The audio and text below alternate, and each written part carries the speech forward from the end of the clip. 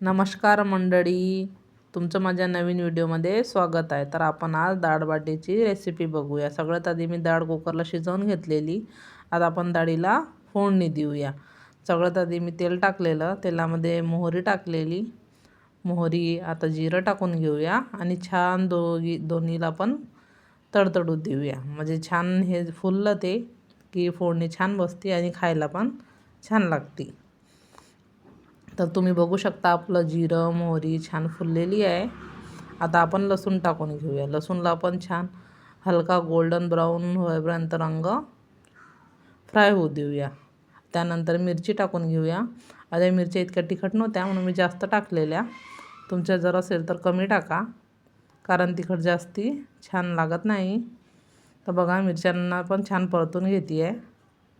छान मिरच्या परतून झालेल्या आपल्या बघू शकता तुम्ही. मी थोडं 1-2 मिनटं अजून होऊ देणार आणि थोडी हळद टाकलेली, वरणामध्ये पण टाकलेली आपण, पण तरी पण छान हळद टाकून परतून घेतलेलं. आता बघू शकता आपण डाळ टाकून घेऊया.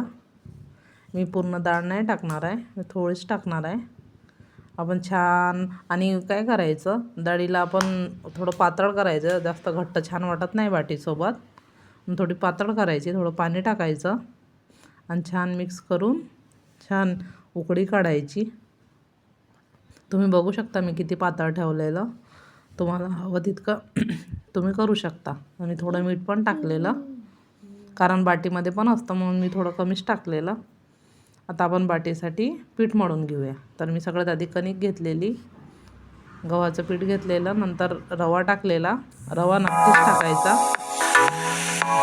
रवा टाकल्याने काय होतं, छान फुलती बाटी आणि खायला पण छान कुरकुरीत लागते. आणि 1 चमचा ओवा टाकलेला आणि आपण छान चवीप्रमाणे मीठ टाकून घेऊया. मीठ कमी पण नाही टाकायचं, मीठ असं बरोबर झालं पाहिजे तरच छान लागते. आणि हे सोडा टाकून घेऊया. हा बेकिंग सोडा आहे. मी 2 चिमूटभर बेकिंग सोडा टाकलेला, म्हणजे छान फुलती. आणि थोडं तेल टाकून घेऊया. जास्त पण नाही टाकायचं तेल. आता सगळं हाताने मी मिक्स करून घेते आहे. सगळं छान मिक्स करून घ्यायचं. आणि रवा तुम्ही जाडा किंवा बारीक कुठला पण टाकू शकता, जो पण तुमच्याकडे असेल. माझ्याकडे बारीक रवा होता तर मी तो टाकलेला आणि मी छान मिक्स करून घेते आहे. बघू शकता तुम्ही किती छान मिक्स झालेलं. आणि बघा पण पीठ किती छान आहे. मी आता पीठ मळून घेतलेलं बघू शकता. मी आधी थोडं हे घट्टच ठेवलेलं पीठ, कारण बाटीचं पीठ नाही का असं जास्त मऊ राहत नाही, चपातीसारखं थोडं घट्टच मळलं जातं. आणि मी अप्पे पात्राला छान तेल लावून घेते खालीच. आणि बघा मी गोळे बनवून घेतलेले, छोटे छोटे बॉल. हे लिंबू साईजचे बॉल बनवले मी, कारण छोटेच बनवायचे आधी, नंतर नाही का ते जसे जसे फ्राय होतात ना छान फुलतात ते. आता तुम्ही साईज बघू शकता ठेवताना कशी दिसेल आणि नंतर झालं ना तेव्हा बघू शकता तुम्ही. आता झाकण ठेवून आपण एकदम लो फ्लेमवरती होऊ द्यायची 5 मिनटं. तर 5 मिनटं झालेले बघू शकता किती छान फुललेली आपली बाटी. आपण दुसऱ्या साईडने आता त्याला पलटवून घेऊया आणि छान दुसऱ्या साईडनी पण असे छान गोल्डन ब्राऊन होईपर्यंत शेकून घेऊया. त्यांनी काय होतं, कच्ची पण राहत नाही.